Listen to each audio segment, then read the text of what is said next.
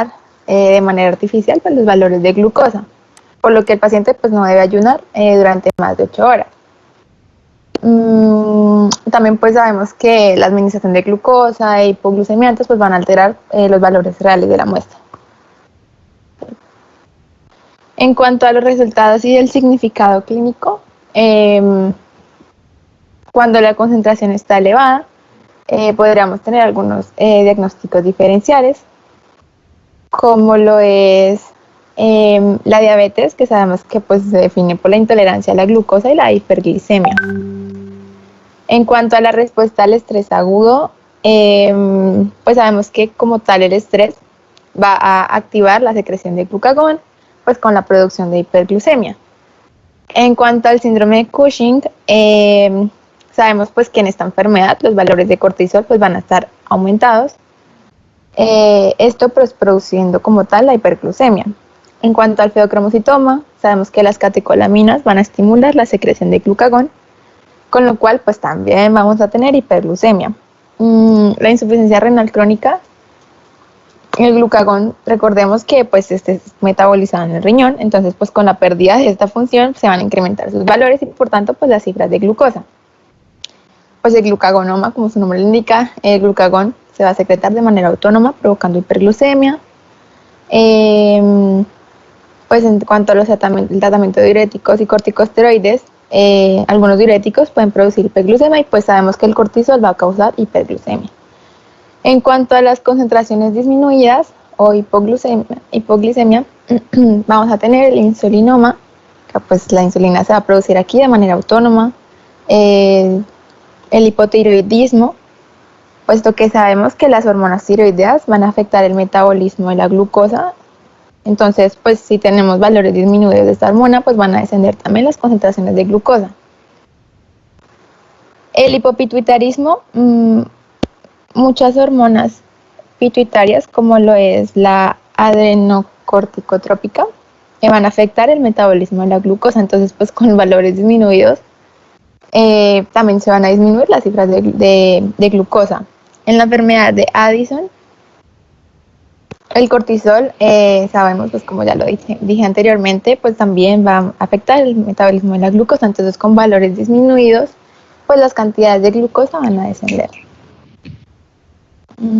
Ok, entonces ahora, en cuanto al test de tolerancia a la glucosa, esta prueba es utilizada como auxiliar diagnóstico, es empleada pues también claramente en pacientes con hipoglucemia y como tal, esta se va como a basar en la comparación del valor basal de la glucosa con el valor medido 2 horas después de ingerir una sobrecarga oral de glucosa. Generalmente se utiliza una carga de 75 gramos de glucosa pues diluidos en un vaso de agua. Entonces el paciente tiene que estar en ayuno, entonces se toma el valor basal y luego se compara a los 30, a la hora, a las 2 horas y a las 3 horas en algunos laboratorios, después de haber pues, ingerido pues, la sobrecarga de glucosa. Entonces aquí tenemos la tabla, los valores normales. Entonces, en este cuadro como que se resumen algunos criterios suficientes para el diagnóstico de la diabetes mellitus. Entonces, como tal, serían pues, suficientes síntomas clínicos. Recordemos la polidipsia, la poliuria, la pérdida de peso, la acetonuria y una glucemia aleatoria mayor a 200 miligramos sobre decilitro. También una glucemia en ayuno elevada, mayor a 126 miligramos sobre decilitro en más de una ocasión. Y como tal, la glucosa en sangre, pues a las 2 horas, tendrá que ser mayor a 200 miligramos durante pues, esta prueba. Entonces, la prueba de tolerancia a la glucosa se utiliza cuando se sospecha de diabetes debido pues, a la sintomatología, entonces sería como la retinopatía, la neuropatía, enfermedades renales, pero los criterios como tal para su diagnóstico no se cumplen sin los datos obtenidos durante esta prueba. O sea, la de tolerancia a la glucosa oral. Entonces se puede utilizar en pacientes con antecedentes familiares de diabetes, pacientes con obesidad extrema, pacientes con antecedentes de infecciones recurrentes por lo de la inmunosupresión, pacientes con heridas que tardan en sanar, especialmente en la parte inferior de las piernas o de los pies, en mujeres con antecedentes de muerte fetal, nacimientos prematuros, recién nacidos grandes, pacientes con glucosuria transitoria, hiperglucemia durante el embarazo o después de un infarto de miocardio. En la prueba de tolerancia a la glucosa, la capacidad del paciente de tolerar una carga oral regular, o sea, de 75 gramos, se establece como tal al obtener pruebas de suero para la determinación de glucosa antes de la administración y después de la administración. Entonces, recordemos a los 30, a la hora, a las 2 horas y en algunos laboratorios a las 3 horas. Entonces, en condiciones normales se observa una rápida respuesta de la insulina a la ingestión de una gran cantidad de glucosa oral. Entonces, esta respuesta alcanzaría como tal su punto máximo en 30 a 60 minutos y regresaría a los valores normales alrededor de 3 horas después. Entonces, en los pacientes con una respuesta apropiada de la insulina, son capaces de tolerar la dosis, solo con una elevación mínima que es transitoria de la glucosa, dentro de 1 a 2 horas después de la ingestión. Como podemos observar en la imagen, en la parte de prediabético, en la línea como fucsia. En cambio, en los pacientes diabéticos, estos no van a lograr tolerar la carga, sus concentraciones de glucosa se van a incrementar en gran medida aproximadamente en 1 a 5 horas después. Puede ser posible la detección de la glucosa en la orina. En cambio, pues en el paciente sano no. Okay. Entonces, bueno, en general se puede establecer el diagnóstico de diabetes si 2 o más de los resultados exceden los siguientes valores, ahí como está en el recuadro como amarillito. En el ayuno de 105 miligramos de decilitro, 1 hora 190, 2 horas 165 y 3 horas 145.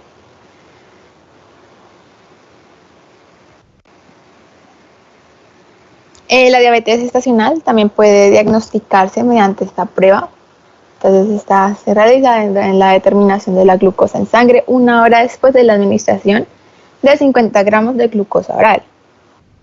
Entonces, la Asociación Americana de Diabetes recomienda que las mujeres embarazadas que no han tenido un resultado como tal anormal de la tolerancia a la glucosa previa deben someterse a la detección con una dosis de 50 gramos de glucosa entre las semanas 24 y 28 de gestación.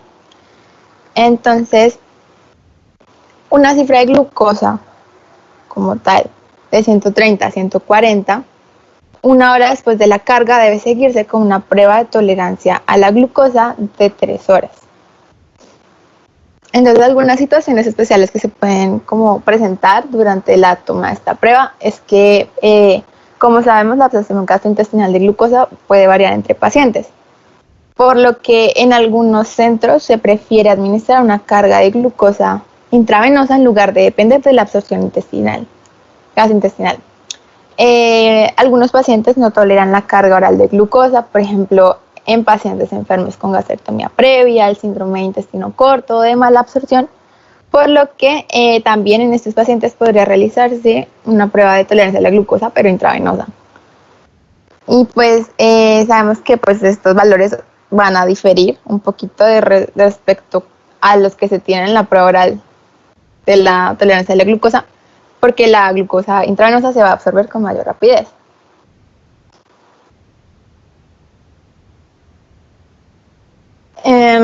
Como pues había mencionado, pacientes con insuficiencia renal crónica, pancreatitis, infección, pueden mostrar resultados anormales en la prueba de tolerancia a la glucosa. Algunos fármacos pueden producir resultados anormales de la glucosa, como los antihipertensivos, los antiinflamatorios, los beta bloqueadores, entre otros.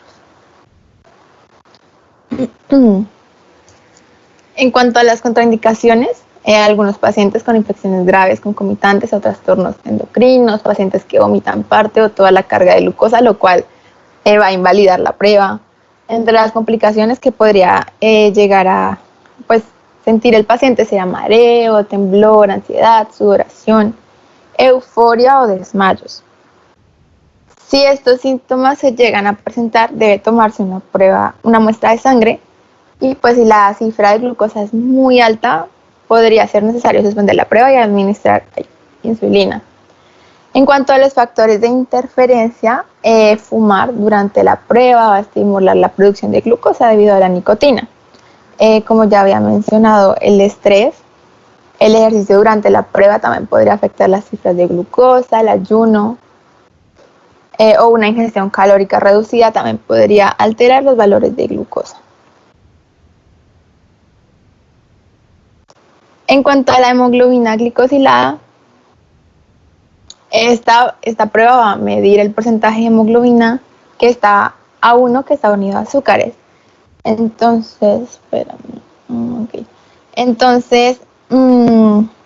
en adultos, cerca del 98% de la hemoglobina va a corresponder a hemoglobina A. Entonces, alrededor del 7% de esta va a consistir en un tipo de hemoglobina, o sea, la A1, que puede unirse con solidez a la glucosa en un proceso llamado glucosilación. Entonces, esta va a estar constituida por 3 componentes, A1A, A1B y A1C. Entonces, la hemoglobina A1C es como tal el componente que se une de una forma más intensa a la glucosa, por decirlo así, por lo que la medición de esta va a proporcionar pues, datos de mayor precisión. Entonces, a medida que el eritrocito pues, circula, va a combinar su hemoglobina A1 con cierta cantidad de glucosa de la circulación, formando la glucohemoglobina. Entonces, la cantidad de esta va a depender de la cantidad de glucosa disponible en la sangre durante los 120 días de vida de los hematíes, sabemos el ciclo vital. En consecuencia, la determinación de esta glucohemoglobina va a reflejar la cantidad de azúcar en sangre promedio en un periodo de 100 a 120 días por aquello del ciclo vital. Entonces, cuanto más esté expuesto el eritrocito a la presencia de glucosa, mayor será el porcentaje de la glucohemoglobina. Una ventaja que tiene esta prueba es que la muestra puede tomarse en cualquier momento, ya que pues, no se verá afectada por variaciones a corto plazo, por lo cual es una prueba ideal para el seguimiento de la evolución a largo plazo del paciente diabético. También es posible que valores de glucosa muy altos en el corto plazo podrían producir una elevación de la hemoglobina glicosilada, pero dicha elevación no es resultado de una cifra alta transitoria, sino como tal de un incremento moderado que pues persiste durante el ciclo de vida pues, del eritrocito. Aquí tenemos los valores normales en individuos sanos de 4 a 5.9, en diabéticos controlados debe ser como la meta menor a 7, un control diabético aceptable de 8 a 9 y en una diabetes descontrolada mayor a 9. En cuanto a la utilidad, pues como ya lo había mencionado, va a valorar como tal el éxito del tratamiento, del control diabético y el cumplimiento del paciente. Va a determinar la duración de la hiperglucemia en cuanto a pacientes con diabetes de novo. También va a servir para individualizar como tal los regímenes del control diabético, va a proporcionar como cierta recompensa en los pacientes cuando la prueba muestra un buen control diabético, entre otros. Entonces, entre los factores de interferencia, vamos a ver que Los resultados van a verse alterados en pacientes con trastornos que involucren rápido intercambio de eritrocitos, como lo podríamos observar en un paciente con anemia hemolítica, o pues que han sido sometidos como tal a las transfusiones sanguíneas recientes. Algunas hemoglobinopatías también pueden afectar los resultados debido a que pues, la cantidad como tal de hemoglobina A varía en grado considerable en estas enfermedades, y pues cuando el tiempo de vida de los glóbulos rojos se prolonga, también pueden presentarse valores elevados falsos de la hemoglobina, ya que pues va a tener un tiempo más como disponible para realizar la glucosilación. En cuanto a los resultados y significado clínico, vamos a encontrar concentraciones aumentadas en pacientes diabéticos de reciente diagnóstico, por lo que esta prueba pues no se utiliza para el diagnóstico de nuevos diabéticos, ya que pues se utiliza como tal de mejor manera, como ya lo había dicho, para valorar el control glucémico durante el tratamiento. En pacientes pues diabéticos mal controlados, hiperglucemia no diabética, en pacientes con esplenectomía, ya que pues en estos pacientes la supervivencia de los glóbulos rojos se va a prolongar y, como lo dije anteriormente, va a permitir un mayor tiempo para la glucosilación de la hemoglobina, lo que va a incrementar los valores de glucohemoglobina. En el embarazo, algunas pacientes con diabetes gestacional o prediabetes se presentan valores elevados de la glucosa de modo persistente, lo que va a aumentar pues, los valores de la glucohemoglobina. En cuanto a las concentraciones disminuidas, como ya lo dije anteriormente, la anemia hemolítica, la pérdida crónica de sangre y la insuficiencia renal crónica. Y pues ya será como un resumen del diagnóstico de diabetes: una hemoglobina mayor a 6.5 en varias ocasiones y glicemia mayor a 126 en más de una ocasión, glicemia mayor a 200 miligramos de decilitro después de 2 horas de la postprandial, también en más de una ocasión, la glicemia aleatoria mayor a 200 y pues una curva de tolerancia a la glucosa con 2 o más valores alterados. Y ya.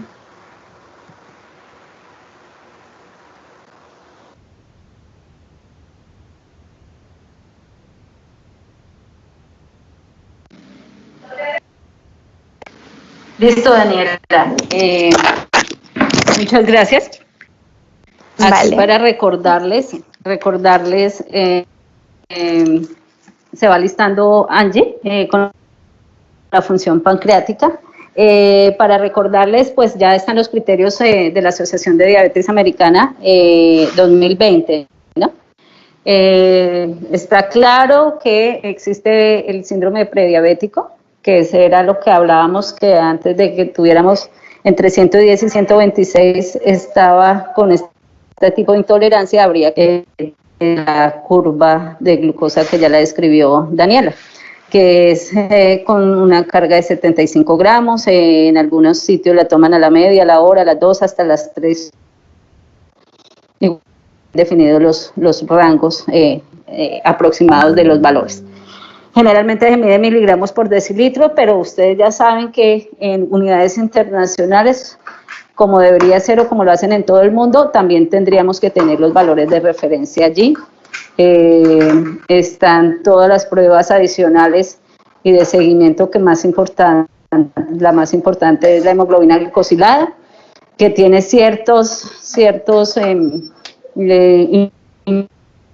o criterios que la podrían falsear, entonces hay que tener mucho cuidado en esas, como son las anemias, sobre todo la anemia falciforme, pero en general todas las anemias, de pronto la edad, bueno, la raza más que todo, y interpretarla de la forma adecuada con estos criterios adicionales que van allí. En las de azar, o sea, hacer una glicemia al azar que debe dar más de 200 miligramos por decilitro acompañado de síntomas y signos, pues deberíamos hacerla de forma repetida para hacer una confirmación adecuada. Igual que cuando hacemos una en ayunas de 126, deberíamos repetirla o darle la famosa tolerancia oral, la curva de glucosa. Lo ideal son 8 horas de ayuno, eso es lo que está descrito según el criterio de de la asociación, 8 horitas nada más de ayuno, no es excederse más, y lo ideal sí es hacer la prueba con la carga de glucosa de 75 gramos. Es súper dulce, el líquido es supremamente maluco. Yo he tenido en mi práctica clínica pacientes que se me desmayan, como decía Daniela, pacientes que vomitan, pacientes que ingresan por urgencias a la clínica con sus mareos y más. Para eso pues vamos a volverla a repetir, tomarle la muestra de nuevo en este momento para ver cómo está, qué pasó, si se aumentó demasiado y hacerle el tratamiento adecuado. Entonces, por eso generalmente uno cuando va a hacer estas pruebas de tolerancia desde un laboratorio clínico siempre está pendiente o avisa al servicio de urgencias que está haciendo este tipo de pruebas para que estén listos y prestos a defender. Hay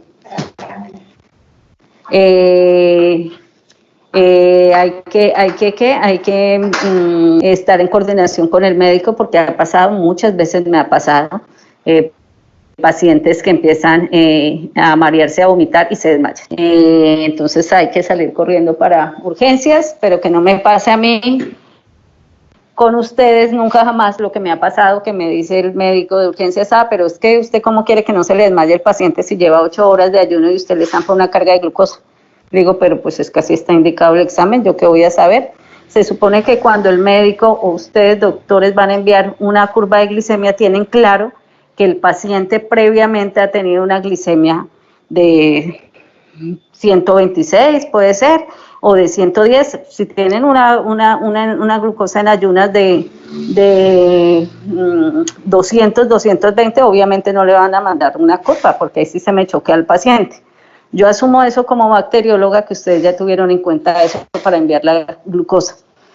Si no lo asumiera, me tocaría volver a tomarle al paciente la muestra, que podría ser, debe ser que de pronto demora mucho más el paciente y la oportunidad no es tan buena, entonces tendría que hacerle una en ayunas y si me da lo correcto, entonces citarlo para el siguiente día para que venga preparado a hacer su curva o su curva de tolerancia. Pero como no tenemos tiempo, no hay plata para hacer tantas pruebas y el paciente necesita un diagnóstico, se supone que ustedes ya revisaron la historia clínica, tienen en cuenta cuánto fue la glucosa que les dio, si les dio 115, si les dio 120, si está en un estado de prediabetes o si está en el límite, pues ahí sí le mandan la tolerancia a la glucosa. Entonces, suponemos que eso lo traen ustedes ya claro y cuando envían curva de tolerancia al laboratorio, pues que ustedes ya tienen claro que el paciente necesita una confirmación porque la glucosa está en 126, 130 o está entre 110 y 126 y quiero saber.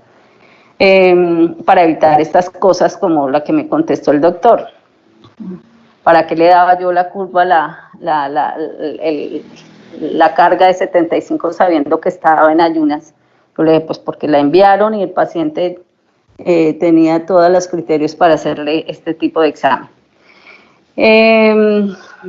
Hemoglobina glicosilada, pues las recomendaciones, interpretarla de la forma adecuada, más de seguimiento, pero pues con mucho cuidado sabiendo que el paciente está sin anemia, no pertenece a estos criterios que lo tiene muy claramente definido la Asociación de Diabetes Americana. Está súper claro la forma de hacer el diagnóstico, está supremamente reglamentado. Y como nos contaba Daniela, todo lo que se le pregunta al paciente para saber si es posible desarrollar el estado de diabetes, entonces todos estos factores de riesgo que lo pueden llevar a desarrollar este tipo de diabetes. Hay otra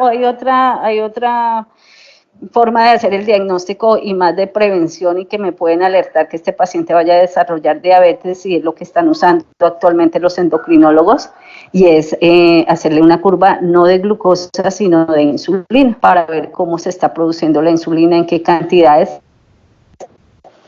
Es costosa, claro que sí, no es normalmente en el post para diagnóstico de diabetes como tal, no está por la asociación documentada como diagnóstico y como confirmación, pero sí nos puede dar luces de qué va a pasar con el paciente, si va a desarrollar este tipo de enfermedad o no la va a desarrollar, conociendo más o menos la curva de la producción de insulina.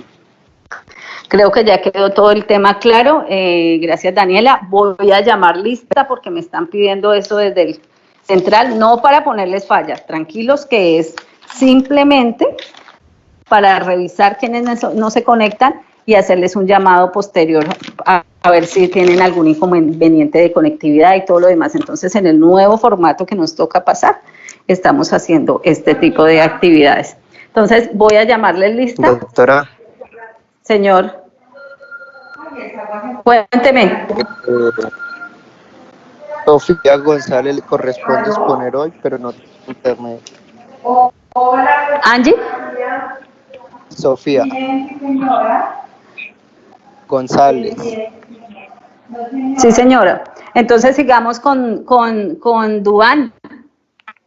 No, o sea, sigue Angie Duarte, sino que Sofía es la última del grupo de hoy. Sí, Sofía, sí, después de Isabela. Sí, después de Isabela, ok, ya te entendí. Bueno, entonces seguimos con Angie Duarte, pero antes voy a llamar a lista, ¿vale? Entonces, para que Angie, por favor, con función pancreática vayas poniendo o presentando, haciendo presentación. Entonces, aquí les voy a contar que estoy llamando lista a Juan Carlos Alfonso. Juan Carlos, ¿está?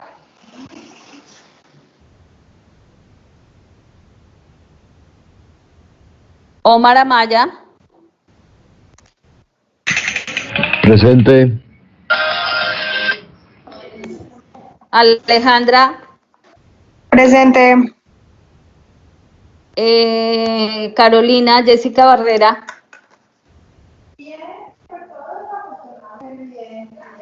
Jessica, ¿no está? Julián Borda. Aquí, doctora. Sara Urbano.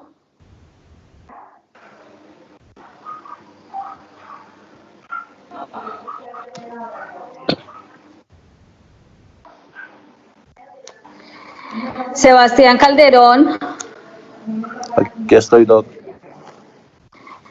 Heidi Camargo, Natalia. Aquí estoy. Diego Chinchilla. Aquí, doc, estoy acá. Bueno, Daniela Cruz acabó. Angie Duarte ya va a presentar, ¿verdad? Sí, señora. Duván. Presente, profe. Isabela. Presente. Sofía tiene problemas de conectividad, listo. María Andrea. Presente, doc. José Manuel. Presente. Cristian.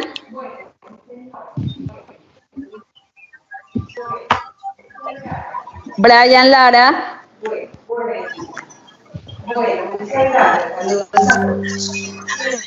Diego Luna, ya. Ana Malagón, Ana María.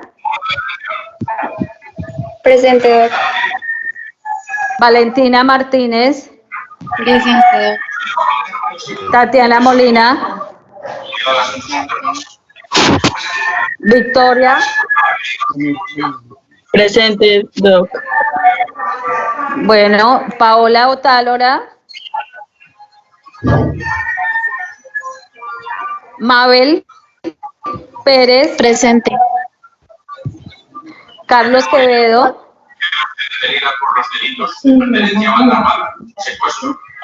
Daniel Restrepo.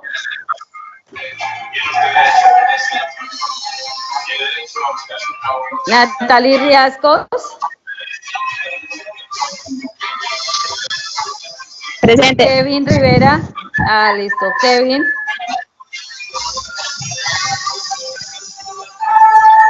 Paula Roa. Profe, es que a ella se le está molestando el internet, pero ya sí estaba conectado. Paula.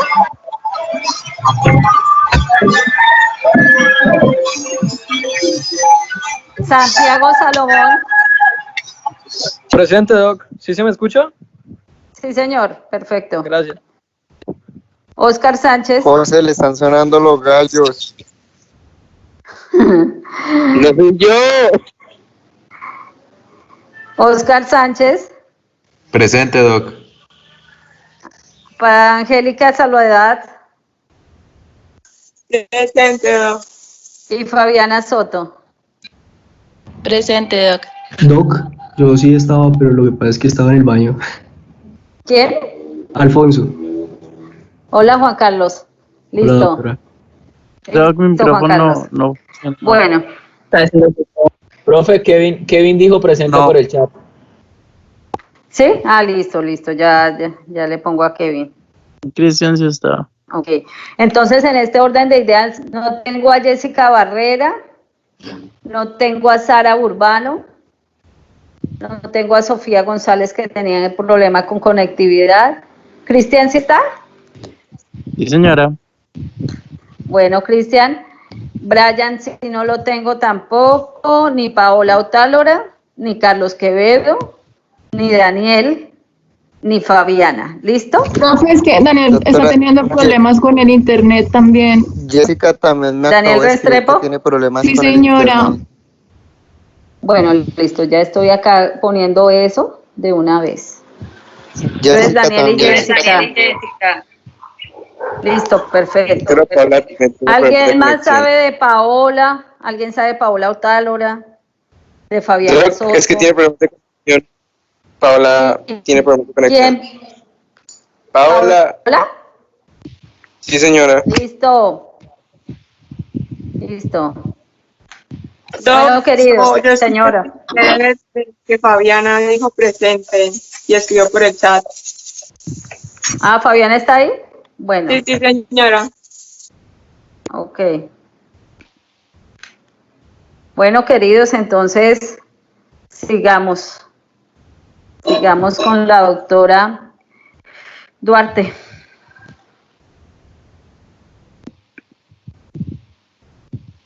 Dale con la eso, perfecto, ya te veo.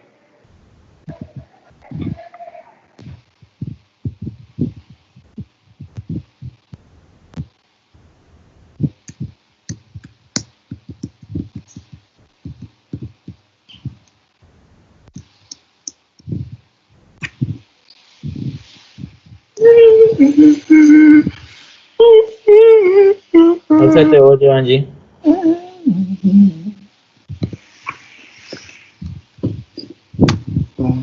Toda la vida. Angie, ¿nos escuchas?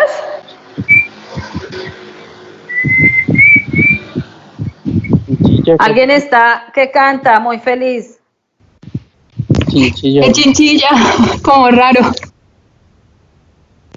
Uy, qué pena. Dieguito, esta canción está viejita. Hola, ¿me escuchan? Ahora sí. te Es que me escuchamos, habían Angie. silenciado. Bueno, pongan en serio, niños. El de los gallos, ¿quién será? Bueno, listo. Bueno, ¿ahora sí? Sí, señora. Bueno, perfecto. Entonces, pues como ya sabemos, el páncreas produce y secreta una cantidad de enzimas que intervienen en el metabolismo de los nutrientes incorporados con la dieta. En este caso, los parámetros bioquímicos como la amilasa y la lipasa son medidos en el suero del paciente como indicadores primarios de la funcionalidad exocrina del páncreas. Cuando la insuficiencia es importante, se va a presentar una alteración de los niveles séricos de las enzimas que están relacionadas con diferentes manifestaciones clínicas. Entonces, la amilasa. La amilasa es una enzima producida por el páncreas y por las glándulas salivales y actúa en digestión del almidón y del glucógeno en los alimentos. La prueba amilasa sérica se utiliza para ayudar a hacer el diagnóstico de enfermedades pancreáticas como la pancreatitis aguda y también se usa para evidenciar el funcionamiento de ese órgano si se encuentra alterado o en normalidad. Es importante recalcar que la amilasa casi siempre se va a pedir en conjunto con la lipasa. También la amilasa puede ser solicitada en orina para evaluar el funcionamiento de los riñones y puede medirse en tratamientos para la insuficiencia renal para evaluar la eficacia de este. Bueno, pues ya sabemos para qué se usa. La amilasa alta, o también llamada hiperamilasemia, puede tener diversos factores, pero pues en el momento cuando empieza a presentarse una falla o una alteración pancreática, los niveles de amilasa suelen aumentar entre las 2 a 12 horas y suelen volver a la normalidad en unos 4 días. En este cuadro podemos evidenciar las causas de elevación de amilasa sérica, que puede ser en procesos abdominales y en procesos no abdominales.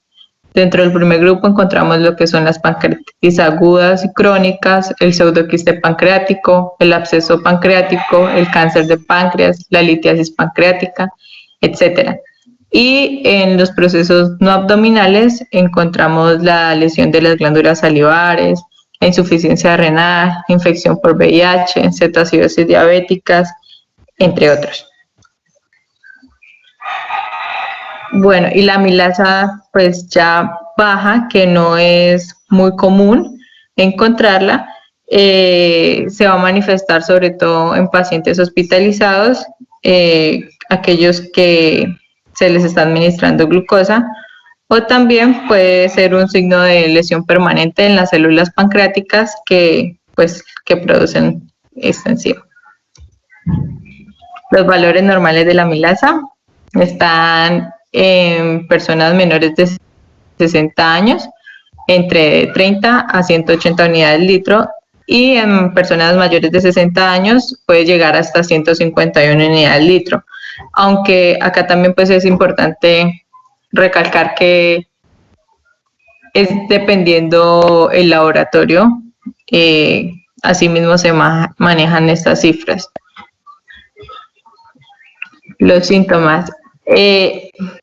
La hiperamilasemia no presenta como tal una sintomatología, a no ser de que vaya asociado ya como tal a una patología como la pancreatitis o otras condiciones. Y puede iniciarse como dolor, náuseas, vómitos, sudoración, debilidad retroesternal.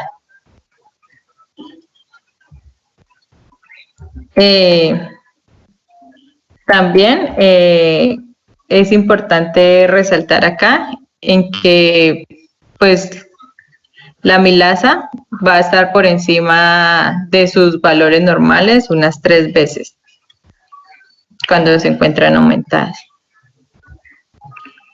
Ya la lipasa, por su lado, es una enzima digestiva producida principalmente en el páncreas y tiene como función deshacer las grasas de los alimentos en moléculas más pequeñas para que puedan ser absorbidas en el intestino. La lipasa elevada en la sangre es tratada de acuerdo con la causa del problema y pues nos va a indicar la existencia de alguna enfermedad en el sistema digestivo, principalmente pues la pancreatitis aguda.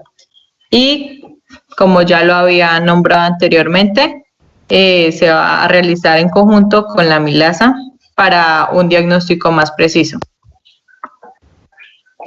Acá tenemos las causas de aumento de lipasa. En procesos abdominales puede ser pancreatitis aguda y crónica, cáncer de páncreas, litiasis pancreática, entre otros. Y en procesos no abdominales está la insuficiencia renal grave, la quimioterapia, la radioterapia y algunos fármacos. Los valores normales de las lipasas están entre 50 unidades litro, pero pues suelen variar de acuerdo con el método utilizado en el laboratorio y la edad, antecedentes de las personas. Y ya por último la alfa-amilasa se encarga de desdoblar o romper el almidón y otros polisacáridos ingeridos en la dieta hasta producir moléculas más pequeñas como la glucosa. Esta enzima está presente en 3 partes. La primera es en la saliva, que se le denomina alfa-amilasa salival. La segunda es el páncreas, que se llama alfa-amilasa pancreática, donde va a participar en la digestión de los carbohidratos ingeridos por la dieta. Y por último, se van a encontrar en la sangre, y pues es eliminada a través del riñón y excretada por la orina. Ya, gracias.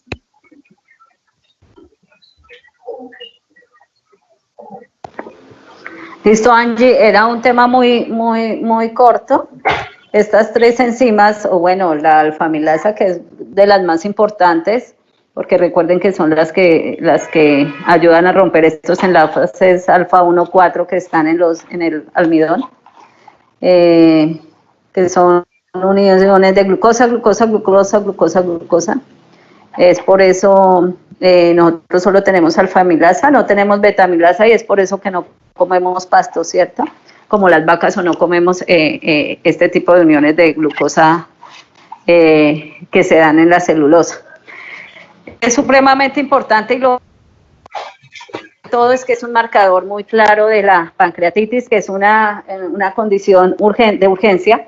Entonces, la prueba que más realizamos en los laboratorios clínicos, en los que muy seguramente doctores van a tener acceso, cuando estén. Entonces, más que la lipasa nos ayudaría un poco más a confirmar este diagnóstico de pancreatitis, pero es la amilasa la que más tenemos opción de pedir o de solicitar.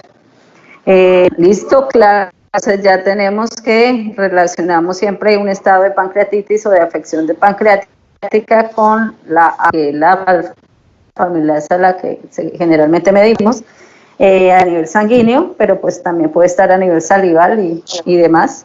Y la lipasa, pues si tenemos la oportunidad de una vez la hacemos también. Seguimos entonces con Duan, que veo que ya montó las diapositivas. Duan Fuentes nos va, señor. O sea, que tú dices que puedes hacer un diagnóstico con una prueba de amilasa, sea una pancreatitis crónica o una pancreatitis aguda. No, primero la amilasa básicamente me ayuda a diagnosticar que algo en el páncreas esté fallando. La pancreatitis aguda, que es la que más urgencia requiere, la podríamos hacer con este tipo de diagnóstico. La crónica, igual tenemos otras pruebas para hacerla, como la lipasa, tolerancia oral a la glucosa, depende de lo que estemos sospechando del paciente. Pero la amilasa básicamente me ayudaría al diagnóstico de la inflamación pancreática, y generalmente sería de la aguda. ¿Aló? ¿Hola? ¿Señor? ¿Y qué tipo de ¿Me escuchan? reacción realizada con amilasa? La amilasa lo que hace es desdoblar los azúcares.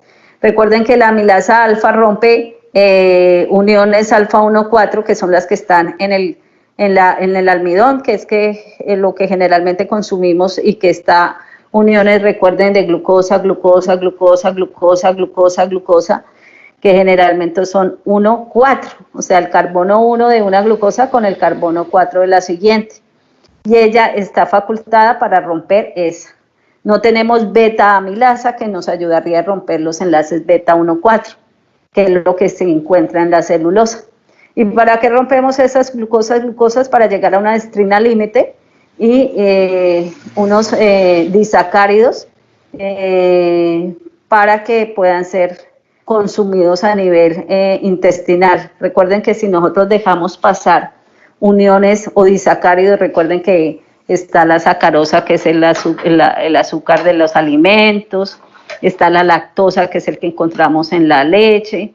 Si dejamos pasar esos disacáridos al intestino grueso, vamos a tener la presencia de diarrea, porque ya tendríamos como intolerancia a los carbohidratos o azúcares reductores que no deben estar allí. Entonces la amilasa lo que me ayuda es a romper esos azúcares y dejarlos de forma individual, que es como el enterocito por unos receptores logra entrarlos, y ya sabemos por lo importante que es la glucosa, ¿cierto? Pues es la energía que más les gusta a las células y la que llega directamente.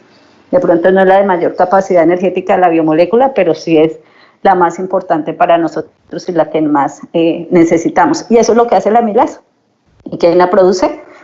Hay una amilasa salival, hay una amilasa pancreática, y eso es lo que hace, pero también indirectamente me ayuda a medir la funcionalidad de este órgano que es el páncreas, que es para lo que estamos utilizándola en este momento, para definir el páncreas si está inflamado, si está fallando. Vale, ¿Listo? gracias. Bueno. Entonces, Duan, ¿seguimos con perfil lipídico? Sí, señora. Bueno, Duan. Gracias. Me imagino que vas a hablar de las lipoproteínas y la medición, ¿cierto? Sí, señora, sí, voy a hablar de, pues, algo de lo del perfil lipídico y voy a explicar algo sobre el metabolismo de los lípidos, pues, para De las poder... grasas. Perfecto. Bueno, listo. Gracias, Duan. Dale. Doctora. Bueno, muchachos, buenas tardes. Hoy vengo a exponerles sobre el perfil lipídico. Mi nombre es Juan Felipe Fuentes. Entonces, para empezar a hablar sobre el perfil lipídico, espere que se demoró aquí para pasar. Ok, ya. Entonces, para empezar a hablar sobre el perfil lipídico, debemos saber que el perfil lipídico es uno de los exámenes más solicitados en el laboratorio clínico, y es allí donde vamos a incluir la cuantificación de los niveles de un colesterol total. Este colesterol total va a estar también dado por los triglicéridos, por lipoproteínas de alta densidad como la HDL y las lipoproteínas de baja densidad como la LDL. También en este examen se van a incluir la medición de los triglicéridos. Entonces vamos a empezar hablando de qué son los triglicéridos. Entonces tenemos que los triglicéridos provienen de dos fuentes, es decir, el triglicérido es la molécula más grande y esta molécula se va a formar proveniente de dos rutas, por decirlo así. Una parte viene de los alimentos. Esos alimentos en su degradación traen lo que es los ácidos grasos, ya sean saturados o poliinsaturados. Y la otra parte de la que se va a formar el triglicérido va a ser de glicerol, que este va a ser producto de la degradación de los lípidos. Entonces, un triglicérido está compuesto por 3 moléculas de ácidos grasos más una de glicerol. Como pueden ver, también el triglicérido constituye la principal reserva de energía del organismo, es decir, es la que se empaqueta.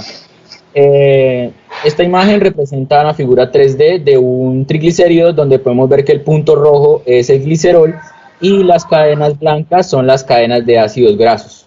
Como vemos son 3, por eso se llama triglicérido. Ahora, vamos a hablar sobre el colesterol. ¿Qué es y para qué sirve el colesterol? Entonces tenemos que el colesterol, vemos que su forma molecular es muy diferente al triglicérido. Es una sustancia presente en el plasma y en los tejidos esenciales para la vida. Es uno de los componentes más importantes de la membrana. Como ya sabemos, todas las membranas pues están hechas de fosfolípidos, entre ellos también tiene colesterol, y de los animales. Y a partir del colesterol, pues el cuerpo sintetiza diferentes sustancias como ácidos biliares, hormonas esteroides y la vitamina D, que también es importante. Entonces, ¿de dónde salen los lípidos? Entonces, para hacer así una forma muy somera y algo más rápida, entonces los lípidos vienen, como ya les habíamos dicho, vamos a armar una cadena, digamos, de que nos comemos un pedazo de arepa pues frita o una empanada. Esa empanada trae pues grasa, va a entrar a la boca y en la boca se va a encontrar con la lipasa salival. La lipasa salival lo que va a hacer es que aún no estoy explicando la imagen, entonces para que nos enfoquemos ahí todavía. La lipasa salival va a ayudar a romper ciertas partes de esta grasa, pero no totalmente, o sea, aún siguen siendo partículas grandes. Luego pues obviamente va a bajar el bolo y va a llegar al estómago. En el estómago se va a encontrar con otro tipo de lipasa llamada la lipasa gástrica. Allí pues va a seguir desdoblándose estas moléculas de grasa y por último pues va a atravesar el píloro y va a llegar a la parte del duodeno, donde allí se va a mezclar con la lipasa pancreática. Entonces es allí donde sí ya nos dirigimos a la imagen. Entonces al duodeno llega lo que tenemos, como lo que vemos ahí, esa bola amarilla grande que es una gota de grasa o un triglicérido. Entonces, ¿qué va a pasar con ello? Ahí, como sabemos, ahí se une la lipasa pancreática proveniente del páncreas y las sales biliares que provienen del hígado. Entonces, lo que van a hacer las sales biliares es que se van a adherir a la gota de grasa o al triglicérido y la lipasa pancreática va a entrar a esa gota de triglicérido con ayuda de una colipasa, y lo que va a hacer es que va a fraccionar o a partir esa gota grande que vemos ahí de grasa. El producto de esto se va a llamar 2-monacilglicerol y ácidos grasos libres. Esta molécula, como podemos ver, ya queda fraccionada, es decir, queda en bolitas más pequeñitas, se le van a adherir las sales biliares que se van a llamar micelas. Entonces lo que después queda son micelas. Entonces, ¿con qué fin se convierten esas micelas? Esas micelas se convierten con el fin de poder ingresar al enterocito. Si no estuvieran así de pequeñitas, no podrían ingresar al enterocito. Entonces, ¿qué pasa? Aún esta micela sigue siendo grande para la célula del enterocito. Entonces, ¿qué va a hacer? Esta micela se va a desarmar, por decirlo así, como si fuera un rompecabezas, se desarma. ¿Cómo se desarma? En 2-monacilglicerol, en ácidos grasos libres y en colesterol y lipofosfolípidos. Es decir, cada uno se va por aparte y cada uno entra solito hacia el enterocito. Luego adentro del enterocito se van a volver a armar, otra vez se arman. Entonces es allí donde el 2-monacilglicerol junto con los ácidos grasos libres y va a formar el glicerol va a formar lo que son los TGO-triglicéridos, es decir, se van a formar adentro del enterocito, y junto a la ApoB48, que es una lipoproteína, van a formar lo que conocemos como el kilomicrón. Ese kilomicrón va a salir de la célula del enterocito y va a ir al tejido linfático. Es así como pasa en cierta parte la grasa hacia el tejido sanguíneo, tejido linfático. Tenemos que tener en cuenta que se absorbe hasta el 98% de la grasa ingerida. Entonces, una vez este kilomicrón en la sangre, pues ya sabemos que la sangre tiene diferentes componentes como el agua. Ya sabemos que los lípidos son hidrófobos al agua. Entonces va a necesitar de algo que los transporte por el torrente sanguíneo, porque si no, pues no se podrían transportar.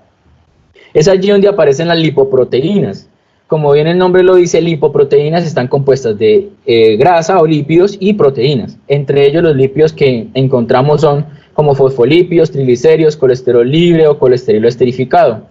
Y las apoproteínas que las acompañan son las APO1, APO2, ApoB48, ApoB100, ApoC2, perdón, las de PTEC. PTEC es proteína transportadora de ésteres de colesterol, y la ApoE. Cada una de estas va a ser, por decirlo así, selectivas, es decir, no el kilomicrón, no el HL va a contener todas las apoproteínas, no, cada una va a tener diferentes, o sea. Entonces, como bien decía, nos van a ayudar al transporte de los lípidos en la sangre y determinan el destino de los lípidos. Ellos son el carrito que llevan los kilomicrones. A la parte derecha tenemos una micrografía electrónica donde vemos fotos de kilomicrones, de las moléculas de VLDL, las de LDL y las de HDL. Entonces, ahora vamos a hablar sobre lo que llamamos el colesterol bueno, que es el HDL. ¿De dónde proviene el HDL? El HDL viene de tres partes, viene del hígado, del intestino y de los tejidos. Entonces, ¿qué es el HDL? Es, por decirlo así, tiene una forma discoide, y el HDL en un principio, cuando apenas nace, por decirlo así, es como un disco que contiene fosfolípidos y apoproteínas A. Entonces, ¿de dónde provienen esos fosfolípidos y esa apoproteína A? De un kilomicrón que se parte gracias a la lipoproteína lipasa que se encuentra en los tejidos. Ahí muestra en la figura 3, muestra cómo parte y se liberan los fosfolípidos y la ApoA para formar la HDL. ¿Qué es la HDL? Es como un carro de la basura. Un carro de la basura que en este momento, ahí como lo muestra la foto, está vacío. ¿De qué se va a llenar esa HDL para que quede así como se mira la HDL en la figura de la derecha? De colesterol. Entonces, la función de la HDL es pasar por todos los tejidos sanguíneos de todo el cuerpo hasta el dedo pequeño del pie, y recoger el colesterol que se encuentra pegado a los tejidos. Una vez va recogiendo y se va llenando y se va llenando y se va llenando de colesterol, queda así de grande como la que vemos en la parte derecha. Entonces, ¿cómo va a ser esa interacción de ese kilomicrón con la HDL? Porque ellos tienen una interacción. En esta interacción lo que va a hacer la HDL es como está llena de colesterol, le va a pasar colesterol al kilomicrón. Y el kilomicrón le va a pasar triglicéridos a la HDL. Esto con ayuda de la PTEC, la que ya le había nombrado, la proteína transportadora de ésteres de colesterol. Además de esto, también no solo le va a pasar, el HDL no solo le va a pasar colesterol, también le va a pasar diferentes proteínas como la ApoE y la ApoC2. ¿Para qué le pasa estas proteínas? Estas proteínas se las pasa para que se sirvan como de llave para que pueda entrar al hígado y metabolizarse allí en el hígado. Ok, entonces ahora en el metabolismo de la VLDL es producto del metabolismo que ya se dio en el hígado, es decir, lo que sale, lo que expulsa el hígado. Entonces el hígado botó ese LDL o expulsó el LDL, va a ir a tejido otra vez a la parte de tejidos y sanguíneo, perdón, y va a volverse a encontrar otra vez con la lipoproteína lipasa 1. Eso es como una tijera, lo corta y de ese corte va a salir ácidos grasos libres, va a salir glicerol que se va a pegar a la albúmina y va a ir al hígado como forma de reserva y va a salir la IDL. La IDL va a ir de nuevo al hígado. Esto con la BL si se parte la BL. Si se parte un kilomicrón, lo que va a formar es un remanente de kilomicrón. Es decir, la BLDL produce IDL y si es un kilomicrón va a producir un remanente de kilomicrón. Ahora, ¿cómo va a ser la captación hepática de un kilomicrón? Como ya les he explicado, entonces para eso utiliza la ApoE que le pasó el HDL anteriormente que les expliqué. La utilizan como llave, entra ese kilomicrón al hígado, capta y lo que va a hacer el hígado después es dividirlo en ácidos grasos, en glicerol y aminoácidos. Ok, y ahora, ¿qué es el colesterol LDL? Que es lo que muchos dicen que es el colesterol malo, pero aunque se dice que es malo, no debería llamarse así porque es un colesterol que si no lo tenemos, pues no podríamos sobrevivir con ellos. No podríamos sobrevivir si no tuviéramos LDL, mejor dicho. Entonces, ¿qué es LDL? Pues una lipoproteína de densidad intermedia. Entonces, la IDL que ya habíamos dicho, que ya que fue el resultado de que se partió la BDL, va a ir al hígado y con ayuda de una lipasa hepática se va otra vez a fraccionar, va a liberar glicerol y ácidos grasos libres que quedan guardados en el hígado y va a producirse, y el producto de esto va a ser la LDL. Este LDL va a quedar cargado de colesterol, es decir, va a quedar muy cargado de colesterol y va a tejidos periféricos. Entonces, ¿cuál es la función de la LDL? Ir y llevar a los tejidos, a todos los tejidos, como les decía, hasta el dedo pequeñito del pie, colesterol, pasarle colesterol a todas las células, va y distribuye colesterol para como fuente de energía. Es por ello que si nos dicen que si tenemos el LDL alto, pues va a haber mucho colesterol circundante en nuestros tejidos periféricos o nuestros vasos sanguíneos y va a causar placas ateroscleróticas porque va a llegar el momento en que llena la célula de tanto colesterol y tome colesterol hasta que pues la célula obviamente no va a aguantar tanto colesterol y la va a comenzar a formar pues por la parte de afuera del vaso, o sea por la luz, y va a formar placa aterosclerótica. Entonces, ¿por qué no se da pues normalmente una placa aterosclerótica? Es porque existe un transporte reverso del colesterol, entonces lo que ya les había explicado. Hay harto vamos a guiarnos en la imagen izquierda. Está el tejido lleno de colesterol, entonces lo que hace la HDL es come colesterol, lo recoge, luego va, se los pasa al kilomicrón gracias a la proteína transportadora de ésteres de colesterol, luego se parte gracias a la lipoproteína lipasa, se convierte en remanente y va al hígado a que se metabolice. Esto se conoce como el efecto antiaterogénico, es decir, esto es lo que no deja que se nos forme placa aterosclerótica, en pocas palabras es el HDL. Y luego de que llega al hígado pasamos a la derecha y es lo que va a pasar de nuevo, eso es un ciclo, colesterol, VLDL, IDL, LDL, va a los tejidos, luego recoge el HDL y así viceversa. Entonces, ¿qué factores favorecen a la alteración del perfil lipídico? Ya entrándonos un poquito más ya a lo que es lo del laboratorio. Entonces tenemos que existen un grupo de factores de riesgo relacionados pues con el estilo de vida, que es uno de los más importantes, entre los que se encuentra la obesidad, que ahí me incluyo yo, inactividad física y dieta aterogénica, dieta que aumenta la concentración de lípidos en sangre. Entonces es allí donde pues explicaré ahí muy rápidamente por qué nosotros acumulamos grasa, así no todo lo que comamos sea frito, sino que nos comamos, por ejemplo, un pan, una hojaldre, un pedazo de torta. Es porque también sabemos que a raíz de los carbohidratos nuestro cuerpo y nuestro metabolismo crea lípidos. Entonces esto se da gracias a que pues al comer un carbohidrato se va a aumentar la insulina, el glucagón y también la insulina. Esto va a generar una glucosa 6-fosfato que va a generar una PDHA y esto lo va a formar en glicerol. Y ya sabemos que un triglicérido está compuesto de glicerol. Ahora, ¿de dónde salen los ácidos grasos? Los ácidos grasos salen de un metabolismo del piruvato y la acetil-CoA, es decir, de la degradación. Entonces, ahí vamos a tener las dos cosas. Glicerol, ácidos grasos, pues, ¿qué nos va a formar? Triglicéridos. ¿Y todo a partir de qué? Pues de un pedazo de pan o de una torta o de un carbohidrato. Y que posteriormente pues ya se va a formar en VLDL y va a pasar a lo que ya les expliqué anteriormente. Ahora, ¿qué cambios de estilo de vida se deben hacer? Entonces, pues reducir el consumo de grasas saturadas y colesterol, ya que las grasas saturadas son un poco más difíciles de descomponer. Incrementar la actividad física 30 minutos de ejercicio diariamente, control de peso, y su dietista le hará pues un plan de control de sobrepeso y obesidad. ¿Qué alimentos son recomendados? Pues frutas, verduras, carnes, pulpas, pescado, cocida, panes integrales, cereales, productos lácteos, granos como frijol, lentejas y cereales como arroz.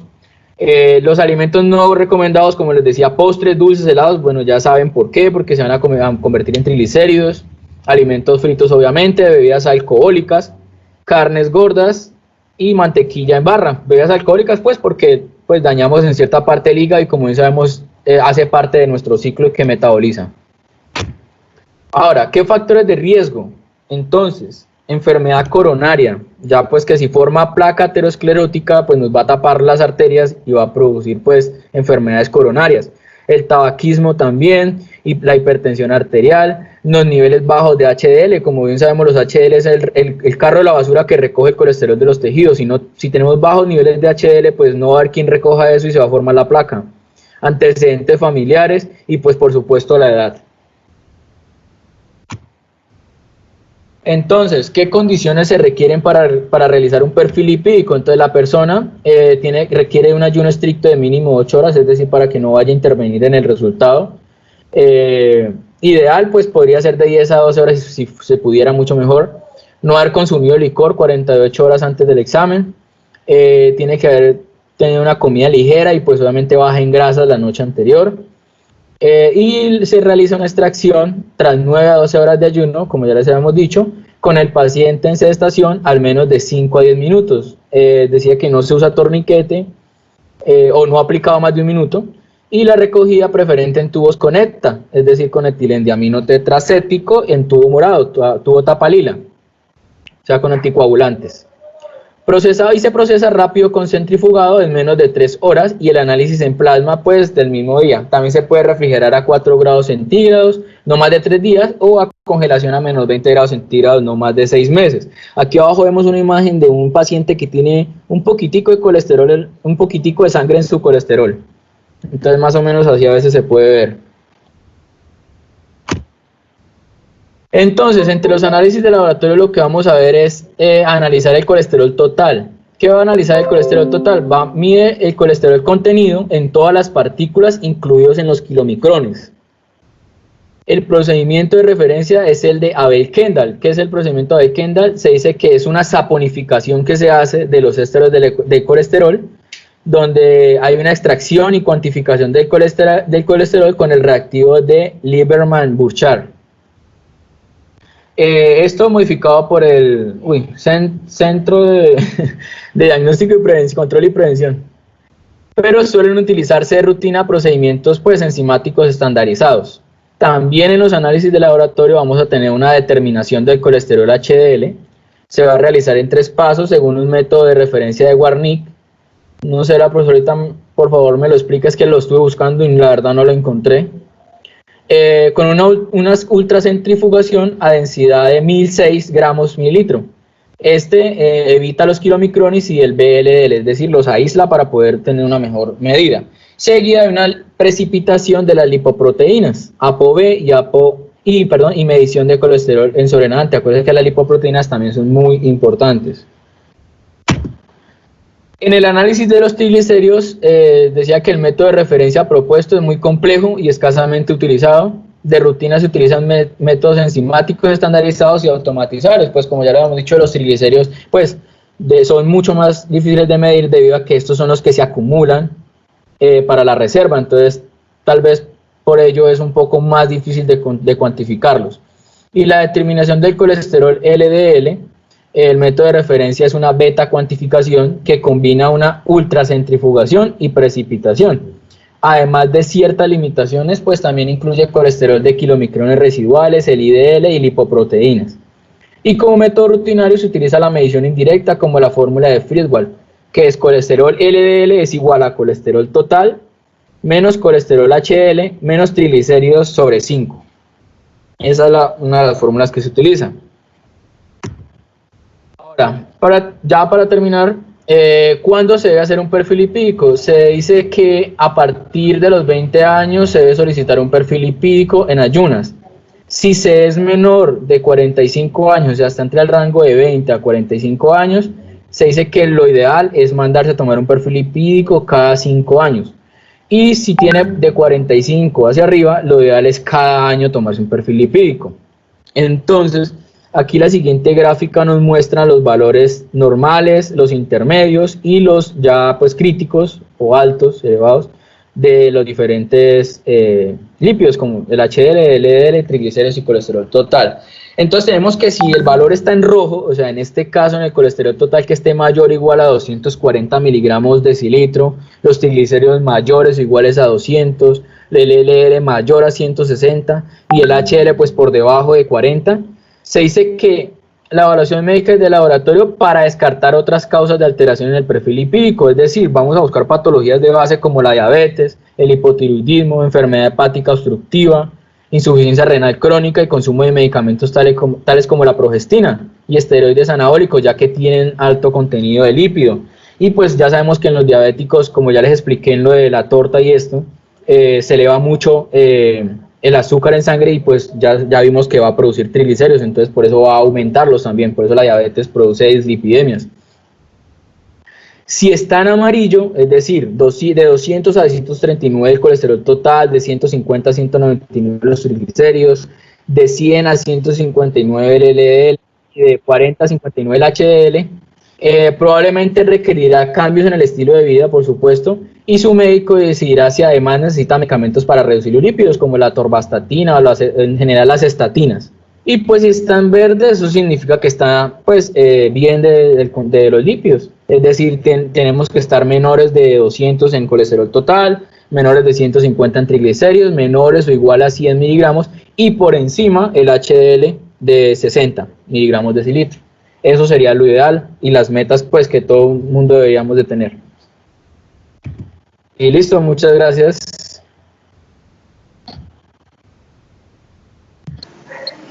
Gracias, Duan. Nos hiciste ahí un repaso de todo desde el metabolismo, desde el metabolismo hasta la medición. Profe, pues sí, la verdad creo que quedó un poco larga, pero creo que si no le hubiera metido eso me hubiera quedado ya muy corta. Ok, listo.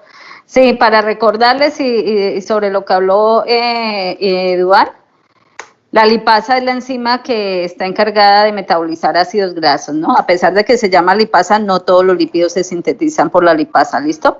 Lipasa, ácidos grasos. La tenemos desde la boca y por eso desde la saliva nos dicen siempre, si usted no quiere engordar, pues que mastique bien, porque la idea es que el alimento esté muy cercano a la lipasa para que nos ayude a ir metabolizando. Pero obviamente, pues tenemos que comer bajo en grasa, por lo menos de las grasas saturadas, ¿no? Que son las que son sólidas.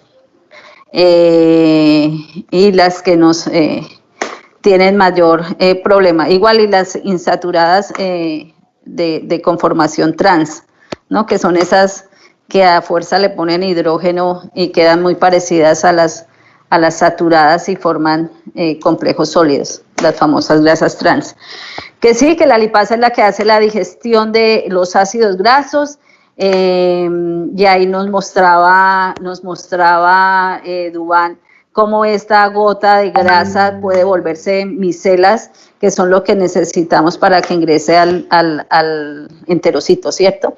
Y cómo se digieren gracias a las sales biliares, que no es más que colesterol, ¿cierto?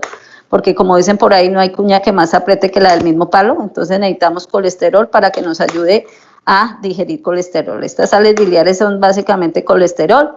Recuerden que se producen en el hígado, pero se guardan en la bilis, entonces, en la vesícula biliar, perdón. Entonces, son hechas a base de colesterol, de pronto con un componente de bacterias, ¿no? Que es lo que necesitamos que las descompongan para formar el ácido taurocólico y esos que son los que ayudan a bajar la tensión de esa grasota, esa bolota grandísima que nos mostraba Duván en la primera imagen y me la convierte en micelas. ¿Para qué? Para volver a formar los triglicéridos dentro del enterocito y almacenarlos también a los adipocitos. Habló de las lipoproteínas, empezando por el kilomicrón, que como se dieron cuenta es el único que está en el enterocito y es el que logra absorber de lo que nos comemos. Pero también se dieron cuenta que los que nos comemos, lo que se absorbe en mayor proporción, en porcentaje, son los triglicéridos, no el colesterol. Es por eso que aquí vengo a la defensa de que la mayoría del colesterol es endógeno y es tan difícil disminuirlo en un paciente que tenga un colesterol en sangre altísimo. O sea, no depende de la dieta, claro que sí en algún porcentaje, pero pues tendría que tener una fuente de alimentos altos en colesterol, que ustedes saben que los que tienen colesterol son los productos animales, no los vegetales. Los animales son los únicos que tienen colesterol, por eso es que le da uno risa cuando ve que aceite de semilla de soya o aceite de girasol libre de colesterol. Pues eso es una bobada, que lo aclaren, porque el colesterol solo se encuentra en productos animales, ¿no? Entonces, ese colesterol que ingresa es muy poco el que se absorbe. Y como les digo, debe uno comer un alimento con mucho colesterol, póngale sesos. Sesos tiene como 400 miligramos. Huevo tiene 250 miligramos. Solamente 250 miligramos. Por eso que yo digo que el colesterol dado por el huevo que lo podamos absorber no es tan alto. No es tan alto y no deberíamos de suprimir. Digo yo aquí desde mi papel de bacterióloga, no sé, el endocrino, ¿qué podría decir? Pero el huevo es tan bueno y tan rico en proteínas, tiene una proteína tan especial y es tan barato que lo podemos, yo sé que lo consumen mucha gente que no tiene dinero para comprarse un salmón, que serían los omegas 3 y los omegas 6 súper famosos, un atún, todos estos pescados azules. Como no los tenemos, entonces, pues tristemente, la proteína mejor y más elaborada que tenemos para consumir y que puede hacer las veces de suplemento alimenticio, evitarle eso, consumir al paciente es privarlo de una muy buena proteína y sabemos que no toda se va a absorber y pues su carga es un poquito alta, ¿no? Comparado con otros alimentos, pero podríamos permitirle al paciente comer, aunque sea 1 o 2 veces a la semana huevo, no privarla de todo. Que no vayan a comer sesos con hígado revueltos con huevo, pues eso sí aumentaría una carga altísima de colesterol y por más que no se absorba mucho, pues vamos a tener una gran cantidad. Entonces, bueno, resumiendo, el kilomicrón es el que está en contacto a nivel de enterocito con la comida y es el que me permite y ayuda a absorber. ¿Pero qué más absorbemos? Triglicéridos. Por eso cuando a uno le da alto los triglicéridos lo mandan a hacer dieta y lo mandan a hacer ejercicio, porque es la posibilidad de disminuirlo. Cuando uno tiene alto el colesterol, pues también le ponen a hacer una dietica, pero ustedes ya saben que la mayoría del colesterol es endógeno, nada que hacer. Eso va a tocar tratarlo o tratarlo. Por más que usted haga dieta, ejercicio, si tiene un colesterol de 500 no se le va a bajar, porque es endógeno. Ya vemos que el kilomicrón lo que más transporta son triglicéridos, y es lo que se obtiene. Que se absorbe un poquito de la comida, sí, pues hagan una dieta normal, no sin tantas privaciones, diría yo, porque la mayoría del colesterol es endógena. Y aquí entonces empiezo a disculpar y a decir eso de que hablan de que hay un colesterol bueno y que un colesterol malo. Ya nos ilustró Duan el papel del HDL, que entre comillas dicen que es el bueno, porque sí, transporta el tejido hacia de la sangre, de los vasos sanguíneos hacia el hígado. Pero es su papel, ¿cierto? Excelente, chévere. Y la otra lipoproteína que llaman colesterol malo, LDL, es una lipoproteína y como decía Duan, la necesitamos, o sea, ¿para qué le damos ese carácter o esa denominación de malo? Sí, pues tiene que transportar el colesterol hacia los vasos sanguíneos y posiblemente me deja ateromas, claro que sí, pero pues eso ya no depende de ella, pues es su papel y lo tiene que hacer, ¿no? Pero bueno, si queremos seguir con el algoritmo ya sabemos que por qué es malo y por qué es bueno, pero no es que ellas sean malas en total. Entonces, conociendo que el colesterol es endógeno, los triglicéridos son más exógenos, son necesarios de todas maneras. Si no tuviéramos colesterol, pues no tendríamos muchas funciones como son los principales esteroides de las membranas. Entonces, de allí se derivan muchas hormonas. Son básicas para todos los procesos. La fluidez de las membranas depende del colesterol. Entonces, si no lo tuviéramos, sería muy terrible. Pues nada, hay que tomar los medicamentos. En farmacología sí no me meto mucho, pero esos medicamentos son necesarios para poder reducir estos estados, pero no con una dieta ni por más estricta que sea, ni con un ejercicio se va a disminuir ese colesterol, que generalmente es endógeno. Bueno, entonces pasamos a la determinación, que es la parte del laboratorio clínico. La determinación, básico criterio, ayunas. Ya vieron una imagen que mostró ahí Duan de un suero supremamente lipémico que parecía leche condensada, ese suero, ¿cierto? Y eso se da básicamente cuando uno ve eso, dice, uy, este paciente tiene unos triglicéridos que normalmente son 150, los tiene en 1500 y así salen. Entonces hay que hacer dilución de la muestra porque es una cosa picha, casi que no se lee, pero el color es súper intenso porque se lee generalmente por absorción, que son todas las técnicas que él hablaba y que son reguladas por la IFCC y por la del CDC y son las que uno utiliza. Me preguntaba él que le explicara un poco del HDL. Lo que hacemos con el HDL es precipitar la muestra. Entonces uno le agrega un reactivo que me desprende el HDL de los kilomicrones y las demás lipoproteínas. Entonces ya uno puede sacar el sobrenadante después de centrifugar y yo sé que ese sobrenadante solamente tiene HDL. Y el perfil lipídico, pues queremos, ustedes doctores necesitan que les digamos cuánto colesterol total hay, cuántos triglicéridos hay, cuánto HDL hay de ese colesterol total, cuánto LDL hay y de ahí reducimos cuánto VLDL hay. Entonces, que son las lipoproteínas que de acuerdo a su densidad tienen ese nombre, ustedes ya saben, y que se asocian con unos marcadores cardíacos o unos marcadores de riesgo cardíaco más bien, que también pues se deberían replantear o han dicho algunos personajes importantes que deberían ser replanteados porque más que de pronto el colesterol y los ateromas podría ser la homocisteína la que estuviera produciendo tantos daños a nivel de vasos sanguíneos. Entonces, este tema es importante, es común y siempre lo van a ver. Ahí les dijo Duan que generalmente se hace cada 5 años, antes de los 45 años, después de los 45 cada año, a no ser que ya tengamos un factor de riesgo y unos valores supremamente elevados. Y pues el monitorización debe ser más seguido. Entonces, eso en cuanto a la toma de muestra, a los resultados, siempre van con sus valores normales. Ahí estaba mostrando Duan en la parte verde cómo es que van los valores relacionados. Siempre queremos tener un colesterol menos de 200, unos triglicéridos menos de 150 y un HDL mayor de 60. Eso sería lo ideal, ¿no?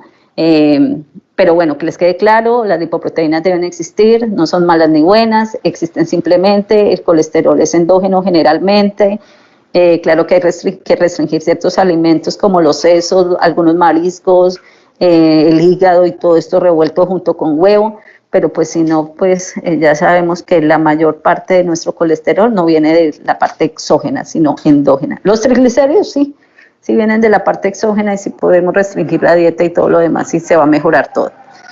Listo, niños, ¿alguna pregunta sobre el tema? ¿O pasamos con Isabela para la última charla del día de hoy? Doc, qué pena, no me deja compartir la pantalla. Wow. ¿Qué te dice? ¿Y por qué no la cargas? ¿Cómo se hace eso, Doc? Qué pena. Ahora sí, ya. ¿Ya? Sí, ya se me activó la acción. Gracias. Bueno, ¿la están viendo? Dale. Todavía no, Isabela, ya casi, porque ya apareció tu icono. Ya, yo ya la veo. Espera. ¿Ahí no la están viendo? No. Ahora sí, ya. Ya, sí, señor. Bueno, entonces voy a exponerles el día de hoy la función tiroidea. Bueno, primero que todo, pues yo quisiera como... Ay, no pasa. Yo quisiera como recalcar el hecho de que, bueno, las hormonas tiroideas son de gran importancia en toda la actividad metabólica del organismo. Cuando presentamos, digamos, alguna alteración de la cantidad que hay en nuestro cuerpo de algunas de estas hormonas, pues pueden ocurrir que se presenten algunas manifestaciones clínicas, pero en muchos casos estas manifestaciones los pacientes no las presentan o son muy sutiles, que no permiten que, digamos, el facultativo tenga la capacidad de orientar o diagnosticar la patología. Es ahí donde es importante entonces la ayuda de estos laboratorios, estas pruebas de laboratorio. Ahora sí, teniendo, bueno, como este preámbulo, voy a iniciar pues recordando que la tiroides es una de las glándulas o una estructura glandular considerada una de las más grandes del organismo, que se encuentra localizada, como vemos en la imagen, pues por debajo de la laringe y a ambos lados de esta, también que pues se encuentra ubicada delante de la tráquea, que pues esos lóbulos laterales, derecho, izquierdo y su istmo, y por detrás de ellas se encuentran localizadas las glándulas paratiroides que producen hormona paratiroidea. La tiroides es una glándula de gran tamaño que oscila entre unos 15 a 20 gramos en las personas sanas, que va a estar regulado su funcionamiento pues por el eje hipotálamo hipoficiario, que va a producir una hormona que se conoce como tirotropina o hormona estimulante de la tiroides, que se denomina TSH, y la tiroides a su vez va a estar encargada de secretar hormonas como lo son la tirosina, T4, trillotironina, T3, que pues tienen gran actividad metabólica, y también la calcitonina. Se dice que la tirosina es una hormona que presenta, pues se encuentra alrededor de un 93% de las hormonas que tienen actividad metabólica, y a su vez la trillotironina en un 7%. Sin embargo, pues la tirosina, como recordamos, se convierte en los tejidos en trillotironina. Pero esto no impide, o sea, esto no indica que, digamos, una sea más importante que otra en las acciones metabólicas, ya que ambas van a compartir como cualidades similares en lo que refiere a su función, solo que la trillotironina va a actuar con mayor rapidez y con mayor intensidad que la tirosina, y pues esto lo voy a explicar más adelante. Un descenso metabólico, o pues porque hay una hipoactividad o por alguna alteración de la glándula tiroides, va a causar que las actividades metabólicas desciendan entre un 40 a 50%, y a su vez una hiperactividad de la glándula tiroides, que pues aumente la producción o síntesis de estas hormonas, puede generar un incremento metabólico entre un 60 a 100%. Ahí pasó la imagen. ¿Se me escuchan? No, Isa, no, seguimos en la primera. Sí te escuchamos, pero va todavía en la regulación. Ay, ¿por qué no pasa? Ahora sí, bueno. Entonces, recordemos pues que entre las funciones principales de las hormonas tiroideas está pues lo que es actuar como a nivel de los procesos metabólicos, también tiene como cierta actividad sobre el peso corporal o influir sobre el peso corporal, puesto que va a permitir como como a producción de algunas hormonas que participan en lo que es el proceso de la glucólisis, y también pues va a tener actividades como a nivel cardiovascular y sanguíneo, ya que va a incrementar como la concentración en las células del dióxido de carbono, y esto a su vez va a aumentar las necesidades de oxígeno, que van a manifestarse en la persona pues como con un aumento, una disminución del pH, que hace que pues aumente el ritmo de su respiración y también aumente pues los procesos, o sea, se genera una vasodilatación en algunos casos. Ahora sí, entrando pues con la anatomía fisiológica, sabemos que como la unidad fundamental de la glándula tiroides es el folículo. Así que aquí lo observamos, se encuentra constituido por un epitelio cúbico que en su interior, o sea, como que todo se almacena, lo forman una especie de círculo en el que se va a almacenar el coloide. Esta es una sustancia que va a encontrarse constituida en la mayoría pues por una glucoproteína que se conoce como la tiroglobulina, que es la que compone pues al coloide. Y tenemos que pues para formar las cantidades necesarias de tirosina, que es necesaria pues para la síntesis de hormonas tiroideas, necesitamos por lo menos 50 miligramos de yodo, que se obtienen como yoduro en lo que es pues en el transcurso como de un año, por así decirlo. Entonces, ¿cómo se regula la producción y síntesis de hormonas tiroideas?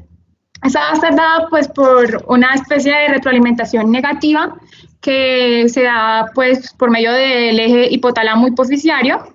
Entonces el hipotálamo va a enviar una especie de una hormona que se conoce como TRH o hormona liberadora de tiroidotropina a la hipófisis.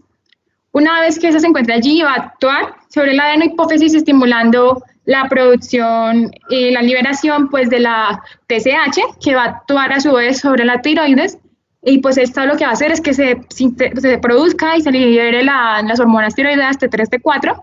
Una vez que estas alcancen un nivel como óptimo en sangre, pues van a como actuar sobre el hipotálamo, causando inhibición sobre el hipotálamo, causando la inhibición pues de la liberación de estas hormonas para que no se produzcan o no aumenten sus niveles.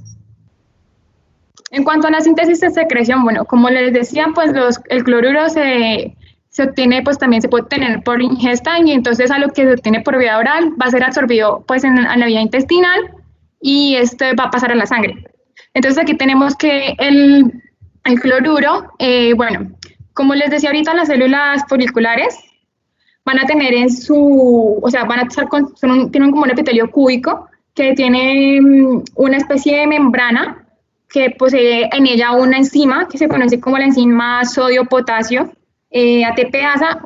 Esto lo que va a permitir es que, bueno, se va a introducir calcio, aquí no se ve, no. Se va a introducir se va a introducir potasio y se va a sacar el sodio, y esto va a crear una especie de gradiente de concentración que le va a permitir a este alcin portador de yoduro sodio, arrastrar el yoduro que se encuentra en sangre al interior de la célula. Una vez que hace esto, se conoce como el proceso de atrapamiento. Posteriormente, el yoduro va a avanzar pues al folículo gracias a lo que es la pendrina, que es una especie de proteína transportadora. Cuando este yoduro avanza a lo que es el coloide, se va a hidrolizar, por así decirlo, por acción de la peroxidasa. Ay, ¿qué se hizo el cursor? Por la acción de la peroxidasa y el peróxido de hidrógeno. Y esto lo que va a hacer es que, bueno, se conviertan básicamente el yoduro en yodo. Esto ocurre y a su vez tenemos que, a partir de esto, también se va a crear como una especie de precursor de la tiroglobulina. Ay, ¿qué se hizo un cursor? Un precursor de la tiroglobulina, que se va a conocer como PTG. Este va a ser enviado al folículo y la tirosina lo va a unir con el yodo, constituyendo lo que se conoce como la tiroglobulina, creando el proceso o dando como paso al proceso de yodación que, bueno, una vez ocurre esto, recordemos que la tiroglobulina, o T3, la tiroglobulina, perdón, es como, se encuentra constituida como, bueno, por hormonas tiroideas y en 2/3 partes por lo que es la monoyotirosina y la diyotirosina. Ahí esto no se corre, sí. Y la diyotirosina. Cuando es, digamos, una monoyotirosina se mezcla con una diyotirosina, tenemos triyotironina y, triyotirosina, sí. Y cuando tenemos la mezcla de 2 diyotironinas, pues vamos a tener la tetrayotirosina. Listo, entonces, una vez que esto ocurre, la tiroglobulina va a entrar a la célula por medio de un proceso que se conoce como pinocitosis, que aquí lo observamos. Y entonces va a pasar que, bueno, va a entrar como una especie de gota, de gotica, que es lo que vemos aquí. Y esta gotica, pues, se va a ejercer como una acción de las proteasas sobre ella, en las cuales se van a liberar, pues, las hormonas tiroideas, que son las que observamos aquí, T3, T4, y también hay una T3 que se conoce como T3 reverse, que esta, pues, va a ser como desyodada, va a pasar por un proceso de desyodación, y va a volver a actuar por acá a nivel de la pendrina. Y bueno, aquí se liberan las hormonas, pues, a la sangre. Estas pueden ser transportadas en la sangre por como una especie de una proteína transportadora que se conoce como la globulina fijadora de tirosina, o TBG, la cual pues tiene mayor capacidad como de fijación por la T4 que por la T3, por lo cual aquí es donde lo que les mencioné antes. Entonces la T3 se va como a soltar o sea, se va como a desprender de este transportador con mayor facilidad, por lo cual va a ser más rápida y va a tener mayor intensidad. Bueno, también estas hormonas se pueden encontrar pues libres en la sangre, pues si no se encuentran unidas a este transportador. ¿Qué pena les pasó la imagen? ¿O siguen la misma?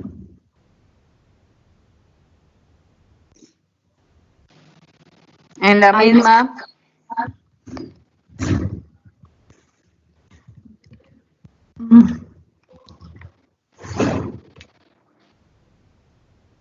Así, bueno, entonces, ahora sí entrando como ya en materia, bueno, las pruebas. Tenemos que la función tiroidea se puede medir mediante pruebas sanguíneas, como la prueba del TSH, de T4, de T3, anticuerpos contra las tiroides, tiroglobulina, entre otras, y las no sanguíneas, que pues es la captación del yodo radiactivo. Me voy a enfocar pues en las pruebas de sanguíneas. Vamos a empezar con la prueba de T4, la cual es una medida, o sea, nos va a manifestar como la medida en plasma de la concentración secretada de la hormona pues, T4 de la tirosina. Yo busqué y dice que la manera en la que se realizan estas pruebas, pues como ya en la parte del laboratorio es por medio del radioinmunoensayo, que es básicamente como un proceso donde se va a marcar, o sea, lo que yo entendí es que se marca como una especie de antígeno radiactivo. Y no sé si aquí se ve, el antígeno radiactivo y un anticuerpo. Entonces se va como a poner a que estos interactúen y cuando esto pasa, pues se va como a desprender la fracción que se unió la fracción que se encuentra unida al antígeno de la fracción libre, y entonces esto va a permitir medir como la radioactividad. Una vez que se mide la radioactividad, pues es lo que brinda como el resultado. Sin embargo, pues también encontré que estas pruebas pues eran como más antiguas y ya no se usan, y actualmente se usa como el método LISA, que es como similar, pero que mide más como colorimetría que radiometría. Bueno, los valores, hay cosas que interfieren en esta prueba, como lo son, bueno, en el resultado de esta, como lo son el embarazo, los estrógenos, compuestos anovulatorios, pues porque estos van a generar como un resultado, que se obtenga un resultado mayor. Y esto es debido a que la T3 y la T4 libre, bueno, van a estar disminuidas, por lo cual, en el embarazo, por lo cual, pues va a aumentar como la cantidad de transportador de estas hormonas, o sea, del TBG, y esto lo que va a producir es que aumente el TSH entonces como que la TSH y esto pues va a generar como una especie de compensación fisiológica en la que se van a encontrar aumentadas esta hormona. Los valores de referencia son estos que observamos aquí, entre 70 y 50 para los adultos y entre 90 y 100 para los niños, 190 para los niños.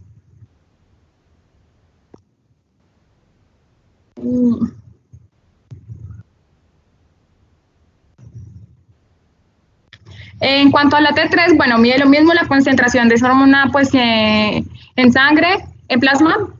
También interfieren factores como lo es el embarazo, los estrógenos, o en donde pues, se va a encontrar aumentada lo que son los esteroides anabolizantes, los salicilatos, la fenitoína, van a generar que el resultado de esta prueba pues, se encuentre disminuido en comparación con lo que de verdad es, por así decirlo. Los valores de referencia son estos que observamos aquí, lo mismo, de 1.86 a 3 para adultos y de 1.4 a 3.7 para los niños. También tenemos la prueba de TSH, que es la que, bueno, mide la concentración de TSH. También, pues, se encuentra influenciada por, bueno, que los neonatos, ellos van a presentar valores altos, que, pues, van a tender como a normalizarse alrededor de la segunda semana de vida. Lo que las personas que tienen tratamientos con T3, aspirina o corticosteroides, pues también las personas con terapia con litio, yoduro de potasio y TSH inyectable van a encontrar pues sus valores disminuidos si no suspenden este tratamiento pues con un tiempo como prudencial que debe ser indicado por el médico. Entonces el médico si conoce que su paciente toma, digamos, terapia con litio, pues tiene que decirle como que suspenda este tratamiento pues por algún tiempo mientras se realiza la prueba.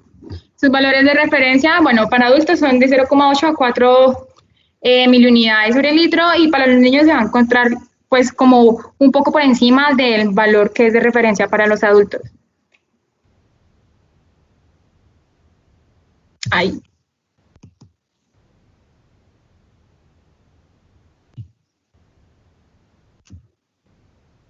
No pasa. ¡Au! No pasa. ¿Ya les cambió la imagen? No, pero no vaya a dañar el computador. Ay, no pasa, profe, no sé qué pasó.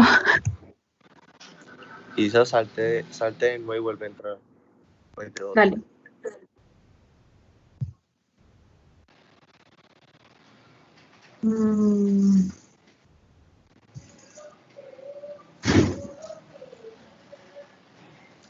¿Ahí la ven? Sí. Bueno, entonces continuamos. Bueno, pues como que es más, o sea, es más recomendable, digamos, como analizar, y como siempre nosotros como médicos, pues mandamos estas 3 pruebas como en conjunto, que son las más importantes para evaluar cómo se encuentra el funcionamiento tiroideo. Entonces, con base, digamos, en los resultados de estas 3 pruebas, es que nosotros, pues, vamos a orientar y vamos a dar el diagnóstico. Entonces, tenemos que, hablamos de hipotiroidismo, cuando vemos que la TSH se encuentra alta y las hormonas tiroideas se encuentran bajas o normales. Mientras que se trata de un caso de hipertiroidismo, cuando el paciente va a tener como resultado una TSH baja con hormonas tiroideas que se encuentran pues, en niveles altos o dentro del rango normal. Entonces, pues yo quería como diferenciar como la sintomatología o las manifestaciones clínicas de estos 2 pacientes, que como sabemos, pues el hipotiroidismo es como ese metabolismo en el que debido a la hipoactividad o a la escasa producción de hormonas tiroideas, pues se va a poner como lento todos los procesos metabólicos. El paciente va a estar con fatiga, puede presentar aumento de su peso, sensibilidad al frío, entre otras alteraciones, piel seca, cabello quebradizo, mientras que el paciente con hipertiroidismo pues va a ser como lo contrario, debido a que la hiperactividad pues va a causar nerviosismo, intolerancia al calor, el paciente puede manifestar pérdida de peso. En cuanto al examen físico, estos pacientes pueden presentar una glándula tiroides pues aumentada en su tamaño, Oftalmos, taquicardia, temblor en las manos, bocio. Entonces, como les venía diciendo, pues estos síntomas son sutiles en muchos pacientes, o incluso hay pacientes que no los presentan, por lo cual pues es prudente ayudarnos de las pruebas de laboratorio. Para las personas con hipotiroidismo, usualmente el tratamiento es una hormona sintética que pues reemplace y ayude como en el funcionamiento, en este caso pues la levotiroxina. Y a su vez para el hipertiroidismo tenemos que, bueno, que son como una especie de tratamientos que van a impedir como, o van a disminuir como la actividad de la hormona. Entonces encontramos el metamizol y el propiltiuracilo. Y pues en muchos casos también decía que ellos pueden combinarse, incluso digamos si el paciente tiene actividad como temblores o problemas como ya en cierto modo como más avanzados de esta patología, se pueden combinar incluso este medicamento antitiroideo con beta bloqueadores, pues que ayuden como a que el paciente mejore su cuadro, por así decirlo.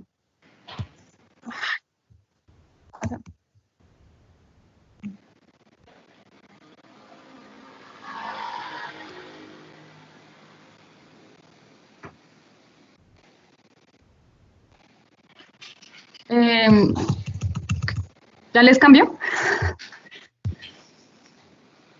Bueno, y yo encontré pues como otras dos pruebas que también pues se pueden utilizar, no son como las que uno manda, no, o sea, usualmente pues para diagnosticar estas patologías, pero pues también está la prueba de la tiroglobulina, como les mencioné al comienzo, es una proteína exclusivamente intratiroidea y entonces lo que sirve esta proteína es para, o sea, es como para unos casos especiales. Digamos, si tenemos un paciente que nosotros ya diagnosticamos o está diagnosticado con tiroiditis, pues esa prueba se le puede mandar para ver cómo es el daño, o sea, para que se evidencie cómo está el daño granular en ese momento.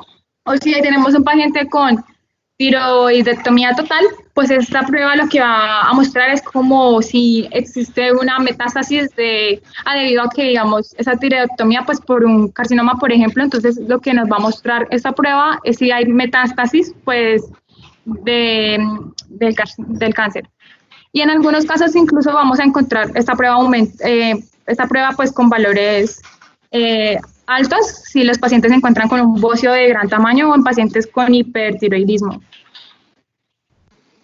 Encontré la prueba de anticuerpos antitiroideos, que son los que, pues como sabemos, digamos, hay enfermedades autoinmunes y esto también pues aplica para la tiroides, entonces se puede encontrar en sangre anticuerpos que pues actúen contra la tiroides. Encontramos básicamente lo que son el anticuerpo antiperoxidasa tiroideo, que se va a denominar TPO, y cuando este sale presente o se encuentra presente en el resultado, pues es sugestivo de una enfermedad de Hashimoto, que es una tiroiditis que pues causa comúnmente hipotiroidismo, y también puede ser signo o indicativo de la enfermedad de Graves, que causa pues hipertiroidismo.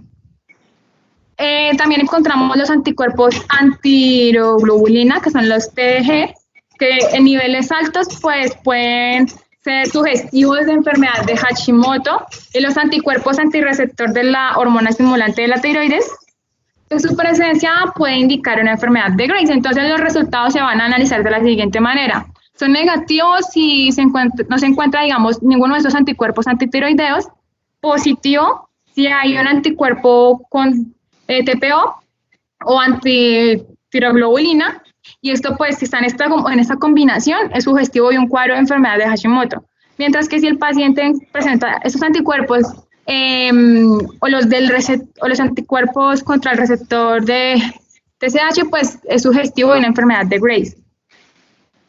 Y ya, entonces, esto sería todo.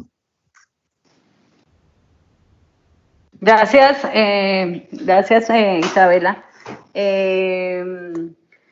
Básicamente allí ella mostraba en un cuadrito muy didáctico el TSH, T3 y T4, que es lo que más envían. Aquí hay que hacer la diferencia. Ella habló también de este mismo examen T3 y T4 libre, y T3 y T4 total. Recuerden que el total es el que está acompañado de una proteína que la transporta, ¿cierto? Entonces, que esta tiroglobulina o la proteína transportadora de estas hormonas de tiroides pueden aumentarse en ciertas condiciones y nos daría un resultado no tan aproximado ni tan legal como está el paciente en este momento. Pero entonces sí sería bueno medirlas de forma libre. Hay un examen que lo hace y es el que se está implementando en los laboratorios. Entonces recuerden hacer esta revisión de los reportes y asociarlo a que si es hipotiroidismo leve o hipotiroidismo franco, si es hipertiroidismo leve o hipertiroidismo franco, y revisar para hacer los tratamientos. Hay una patología que se relaciona con esta hormona de la tiroides en recién nacidos, que es el famoso examen que se hace de TSH neonatal, que es obligatorio junto con otros de metabólicos, pero que no lo tenemos incluidos aquí en el país aún.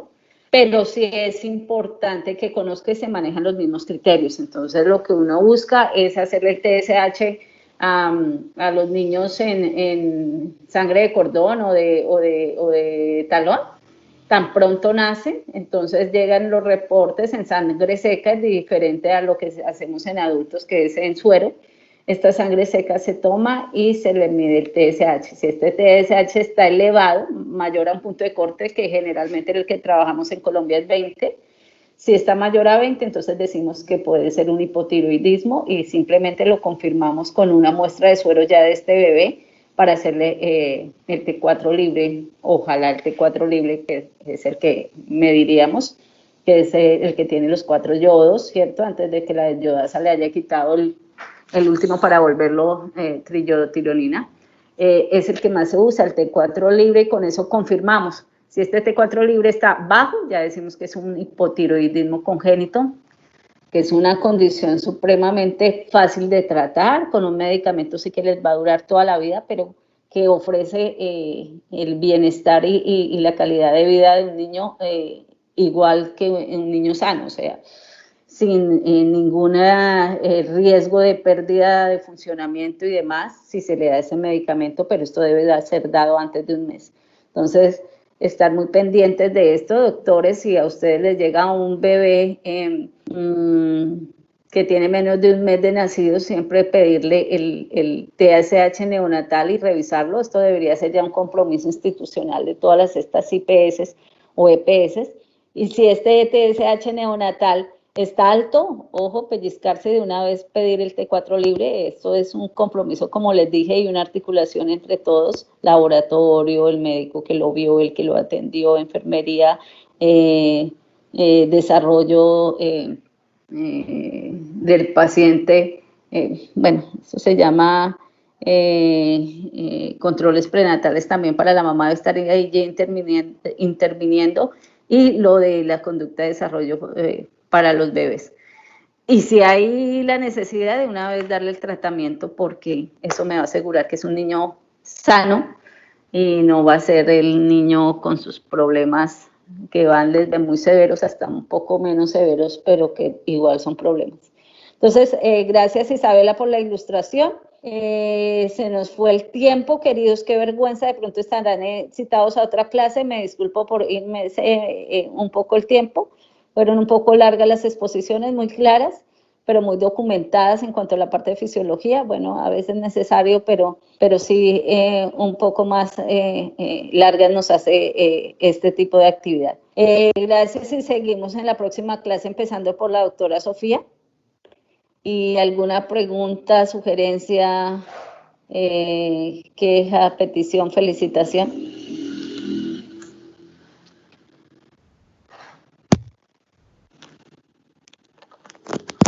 No, señora, gracias. No, para nada. Bueno, Gracias. muchas gracias, niños. Ya corto la grabación y se las envío por si la quieren tener aquí en este grupo, y la subo también en la plataforma.